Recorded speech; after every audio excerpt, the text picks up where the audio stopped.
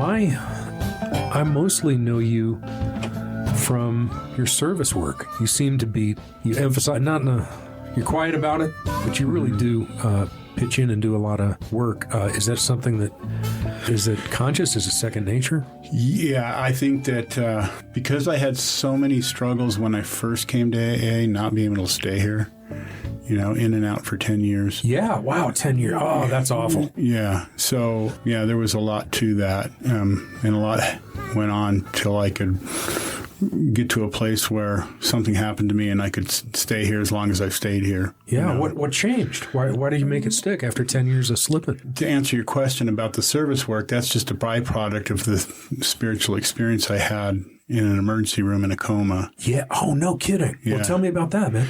I've been struggling with staying here. My first stint here was in 1981, and then golly. And, I was just one of those people that, like the book says, I had the great obsession of every abnormal drinker is that somehow he's going to be able to control and enjoy his drinking. I had that big time.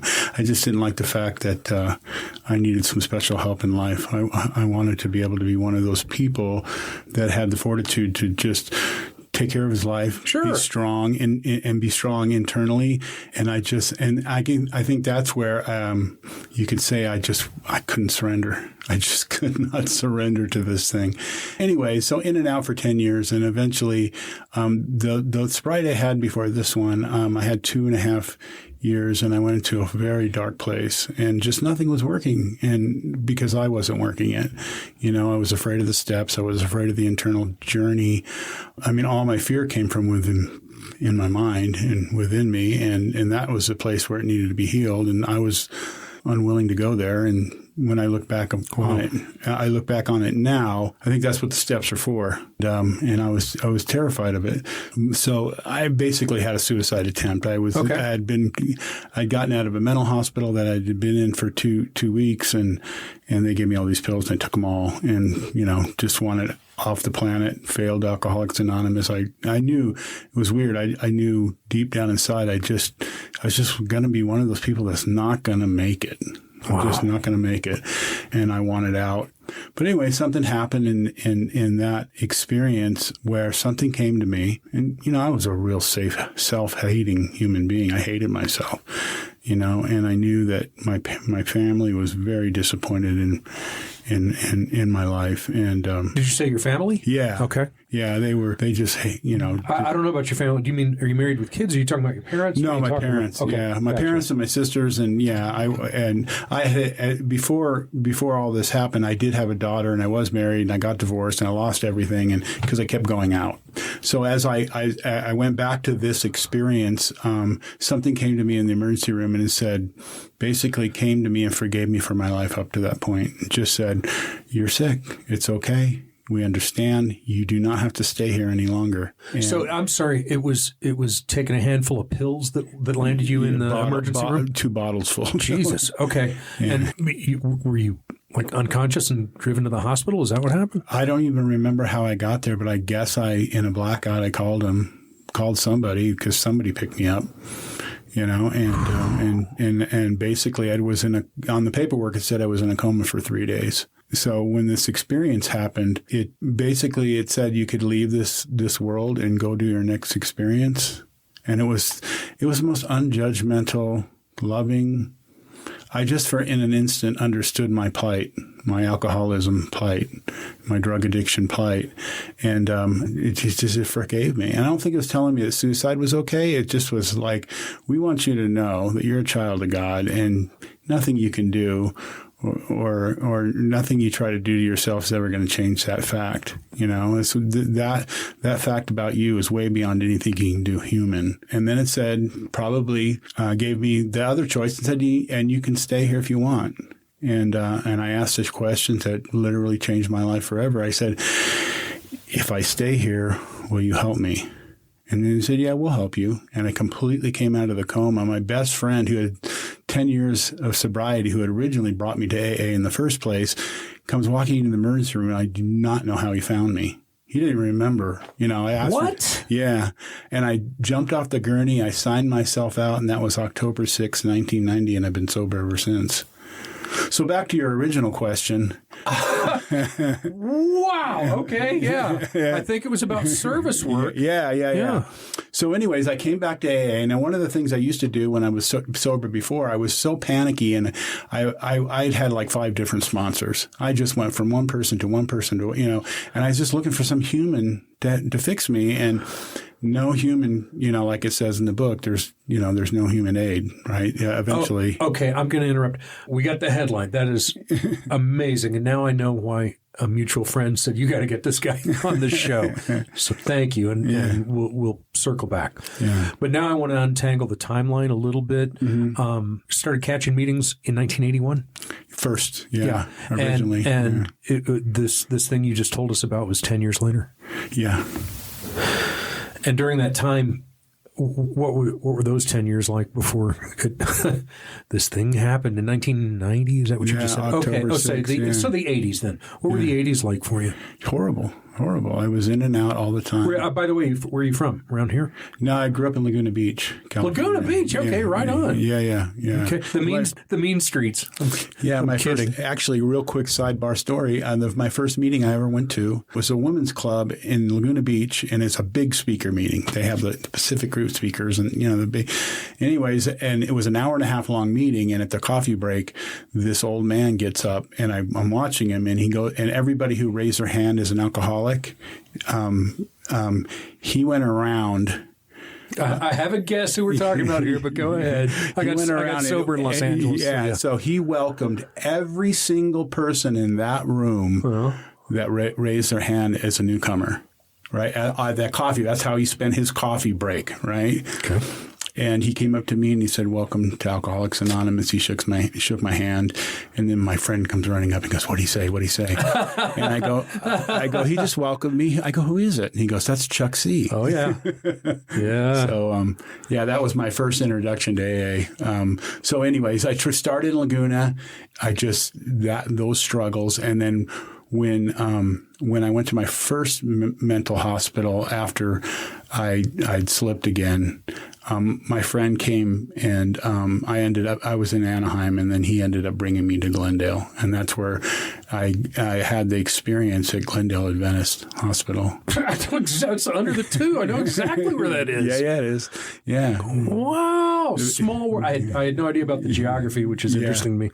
I got sober in Los Angeles in the 90s, and Chuck C's book, A New Pair of Glasses, was all the rage then. I don't really hear about it much anymore. It's been 30 years. But I'm going to insert in brackets here the rules of anonymity, because I looked it up. I started doing this recovery podcast months ago.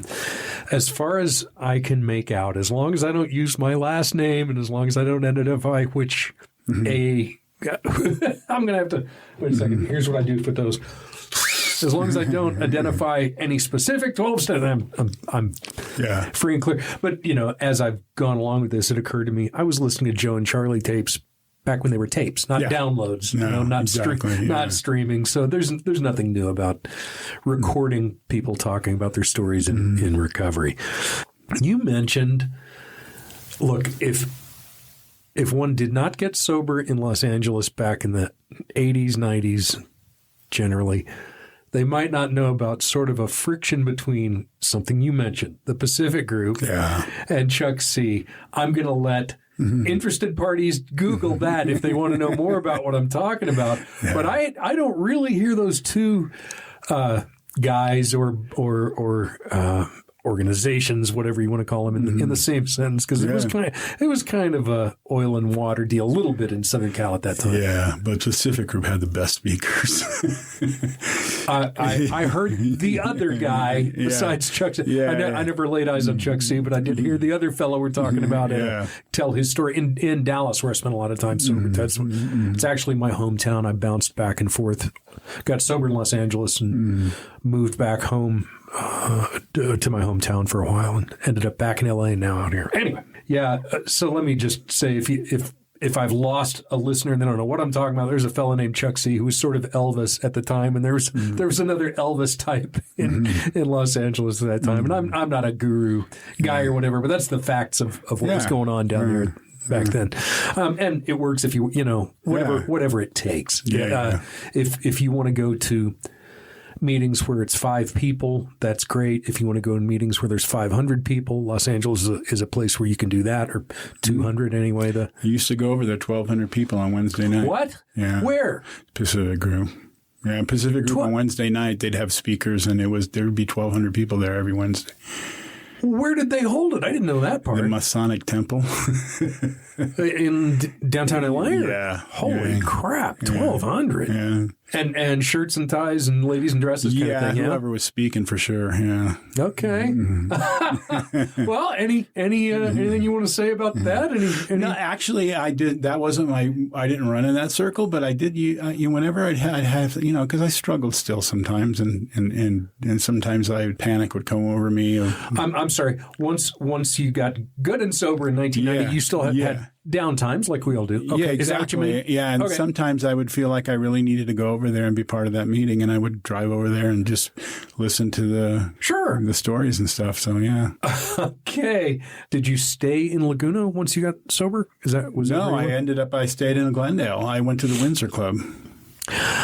Okay, you're the third person that's been in here that's mentioned the Windsor Club. That is like a tiny speck on the map in a certain... I have a very interesting story about the Windsor Club. Go. Okay.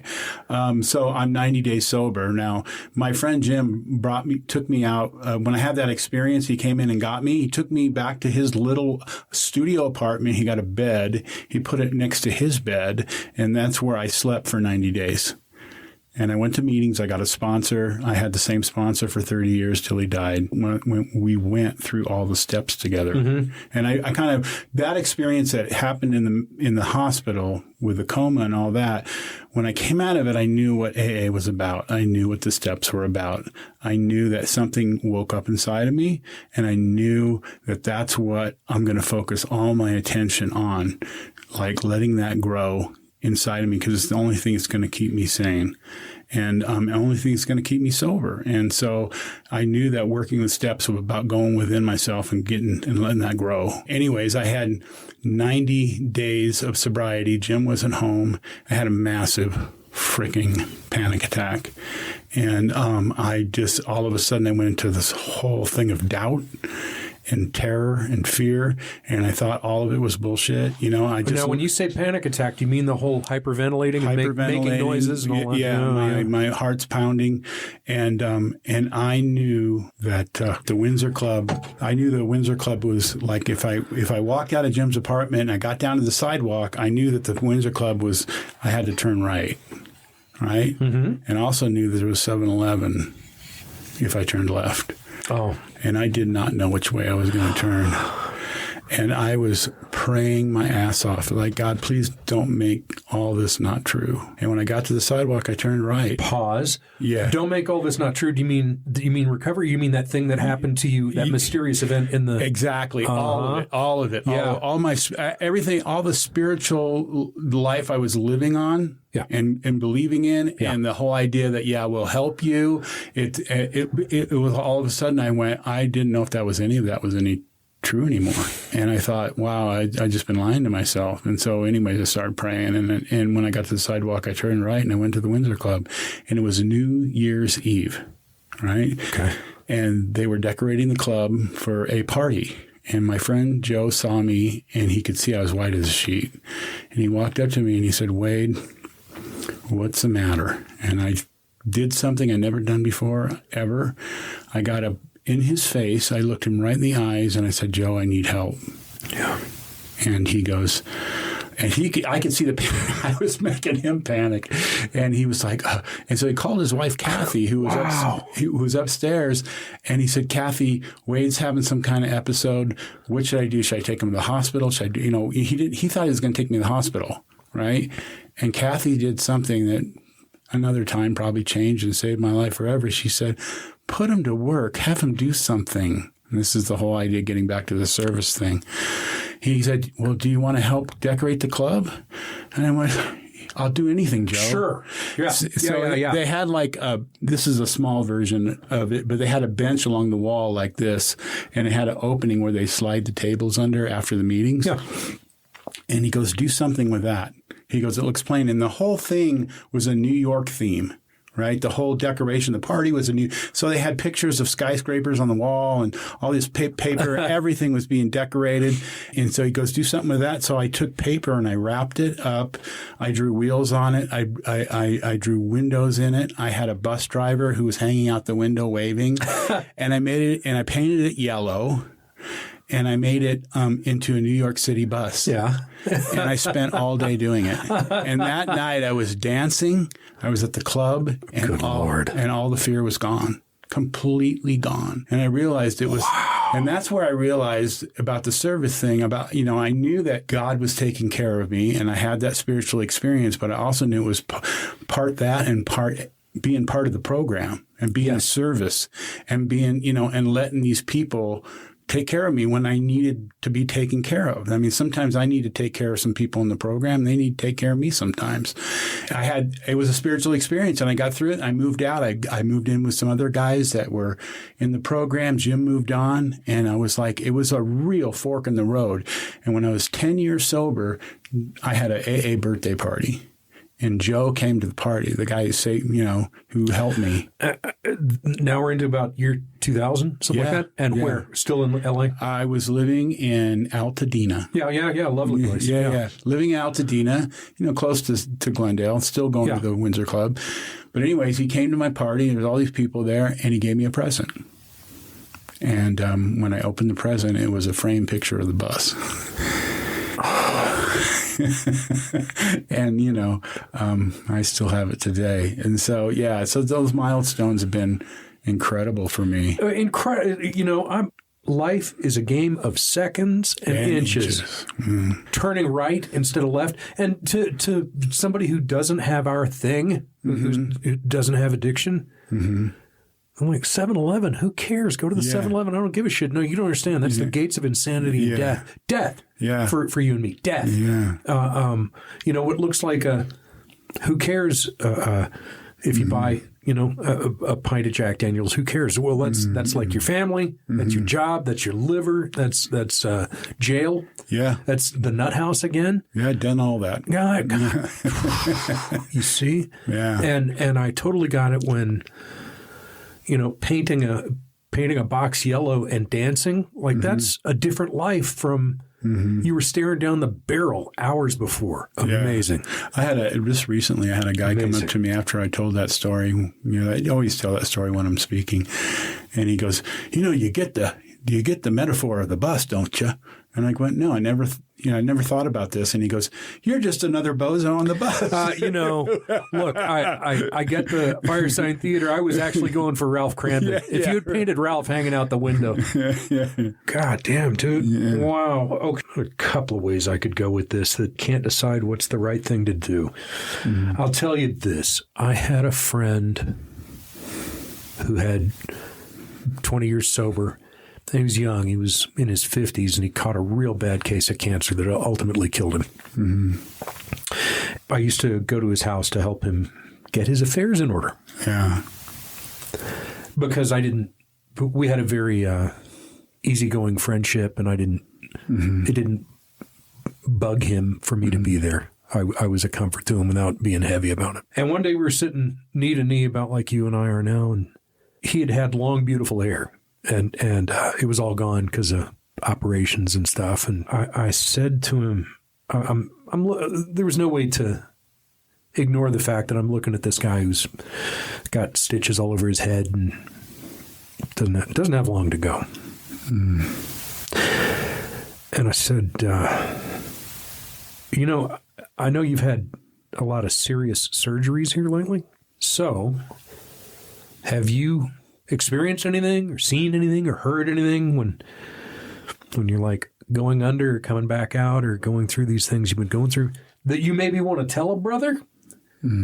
He got this very kind of light. It wasn't a heavy response in any way. He just said, oh, I see. Well, not not maybe exactly the way you're asking or whatever. And he reached across and took my hands in his hands, and he looked me right in the eye, and he goes, Sherman, we don't have to be afraid of anything. It is all handled. Don't worry about a thing. You don't have to be afraid of anything. And he let my hands go, and we went back to our conversation about old Mustang cars or something. I mean, it was just, there are times, as you mentioned earlier, there are times in sobriety when we're doing the right thing and just things go fucking south on us. Yeah. It happens. Yeah. And especially between our ears. Yeah. Our thinking can sometimes be just terribly painful. And at those moments, I try to remember what he told me. I happen to have experienced something in the hospital. It wasn't an emergency room deal. It was a rehab that sounds like it may have been, in the same department as what you went through in 1990, if I remember the year rightly.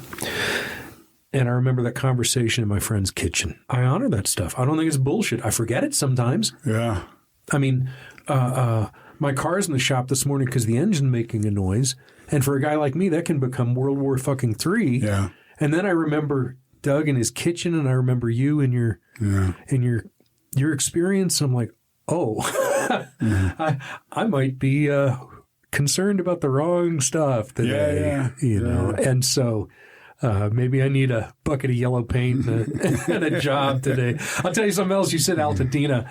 There is a glorious outdoor meeting in Pasadena, Altadena. There's that big damn park. Been there. Yeah, under that big gazebo. I used to ride my motorcycle through the California sunshine day after day after day to the nooner there, and especially great on Saturdays. Just gorgeous. And you and I fought our way through a foot of slush and snow and shit to get here to this meeting. It's all the same. Yeah. Whether it's motorcycles in the sunshine or getting snow in my boots to come here in this little studio and talk to you about it. My goodness. Okay, so you've been sober how long? 33.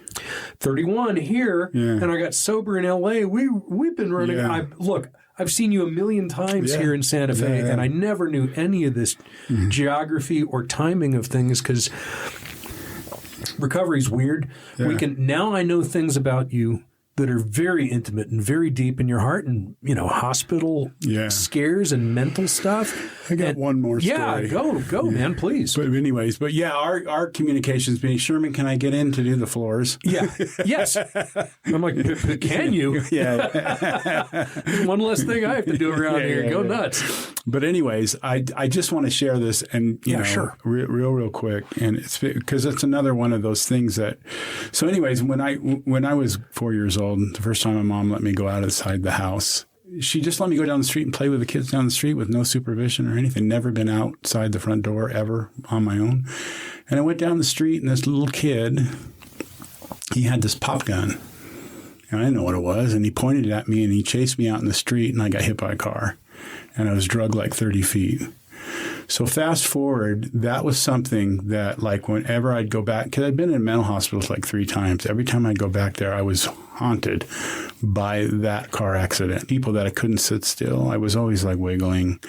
I mean, as a kid, I was rocking my head, just to get to sleep and have my experience. I come back to the program, I'm working the steps, and I'm at step 11. I paid back everybody. I made amends. I cleaned some stuff up that I did in sobriety the last time that I had to, and I really was working the steps I got you. Systematically, one at a time. And I got to where I was really being urged to meditate. Different people, every time they'd have the meeting. So when they read chapter 5, the person that had been handed a step would stand up and read this step and sit down. And they would do it every week. And every week they'd have a different leader. And I remember when I was really being encouraged to meditate, I went to the meeting and the guy handed me step 11. And I did it. And the next week, different leader handed me step 11. Next week, different leader handed me step 11. Okay. 3 weeks in a row, step 11. So I was really like, okay, I'm going to do this. And I was afraid, I had never done anything like that before, spiritually or in any kind. But anyways, I went to the spiritual bookstore. I got a book on And I called it the weirdo section. I got a book on meditation. It was from Stephen Levine called Gradual Awakenings. And it basically taught you just to sit, close your eyes, and observe what's going on and don't have any opinion about it. Don't try to make the thoughts go away. Just sit. So anyways, I got a chair. I sat in my room. I sat down. I closed my eyes. And when I did, this scene was coming at me. And my heart started beating, and I started getting really afraid. And I stopped it, and I went and I called a friend in AA that I knew meditated, and I just said, Jim, I'm really serious about this meditation practice because it is one of the steps, and I'm obsessed with getting through these steps. Gotcha. And he said, listen, he goes, you're working the program, you're working the steps, you're totally protected. It's kind of like your friend. Yes. There's nothing to be afraid of. He goes, you're totally protected. So the next day I did it again. I sat down and that scene came right back at me. And all of a sudden I could hear the ambulance. I could see the car. And I was back in 1964. And this presence behind me said, get the kid.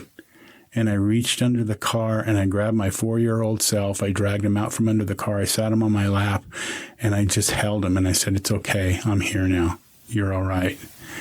And I just comforted my 4-year-old self. And that meditation lasted 2.5 hours. And when I came out of it, the whole front of my shirt was completely sopping wet, just drenched. And I was like, what the fuck?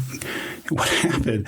And did somebody come in and spray me with a hose? I just couldn't figure. And then eventually I realized I'd been weeping for like 2.5 hours. And when my roommate came home, he didn't know he walked into the house and he went, what happened in here? He had no idea. And I told him the experience, and I noticed after that, like just a tremendous change in my energy inside myself. It's like I stopped wiggling when I sat down. I used to when at meetings, I'd do this, I just was, I could just sit still. I could just sit still and be calm, and my mind stopped racing, and I truly believe that I had PTSD since I was 4 years old. Long story short, that was when I got hit by the car. I was living in Westminster, California. No, by Garden Grove, Orange County. So anyways, in 2005, I moved to New Mexico. Right. I've been sober about 15 years. I moved here, reestablished my life here, sold my business there. Everything changed for me. But a few years ago, maybe 4 years ago, I get a message on Facebook. And the message says, I want to apologize to you and your family for all the pain that I caused you. And I'm thinking, what is this? No. And I look at it, and it's the 4-year-old boy that chased me out in the street with a pop gun. No. Right. And I'm looking at this, and I look, and I on Facebook, and he lives in Albuquerque. God, dude. So I said, Ricky, I go, first of all, but dude, we were babies, man. It's okay. And at first I asked him, are you in the program? Because what program? Right. And you're a friend of Bill W's? Never mind. Yeah. He goes, no, I have a few. I told him it's AA. He goes, I have a few beers every once in a while, but Yeah. So anyway, then right away I realized that, the universe doesn't just care about us. So anyways, I said, dude, you live in Albuquerque. I live in Santa Fe. Let's get together for lunch. And he had gotten married. He had 2 kids. They were in college. And I'm sitting across from him, and I'm going, so, tell me about your life. And then all of a sudden he's talking. He breaks down crying uncontrollably. And I never would have guessed this because he was nothing like mentally wrong with this guy. He was a total normal guy. Okay. And I reach across and I grab his hands. And I'm holding his hand. I said, Ricky, we were babies. It's okay. And he goes, you don't understand. He goes, that day when I did that to you and I chased you out in the street and you got hit by a car, I ran in and my mother could see the panic on my face, and his mom came out and put diapers under my head till the ambulance got there. And he goes, that's the last memory I have of my mother, because a week later she got killed in a car accident. And he goes, my whole life I thought that God took my mom because I hurt you, and it was like within an instant, it was like it was all healed. He's just a really good friend now. But I mean, it's amazing. And I have no idea spiritually how that all happened, but it did. And it was like, that chapter of my life, that accident, it ended. It was healed. And it was healed because I'd worked the steps. And when I sponsor guys and we go through this and saying, this stuff is pretty powerful. It can heal your life. You just have to be willing to just keep doing it. We got to go. Thank you. And I feel like I've really made a friend today. And thanks for opening your heart, Wade. I appreciate you, buddy. No problem, bud. Yeah.